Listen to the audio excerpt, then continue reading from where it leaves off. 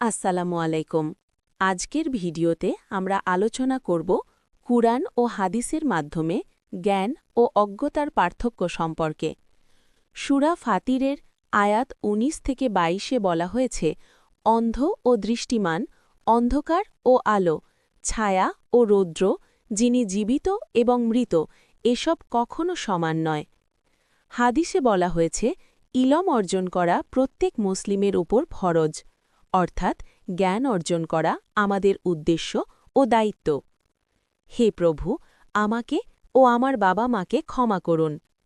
নূহ আলাইহিসসালামের এই দুয়া আমাদের স্মরণ করিয়ে দেয় যে আমরা যেন আমাদের পরিবার ও মুমিনদের জন্য আল্লাহর কাছে ক্ষমা প্রার্থনা করি। জ্ঞান অর্জন আমাদের জীবনের একটি অত্যন্ত গুরুত্বপূর্ণ অংশ। আসুন আমরা সবাই জ্ঞান অর্জনের চেষ্টা করি এবং আল্লাহর কাছ থেকে সহায়তা চাই।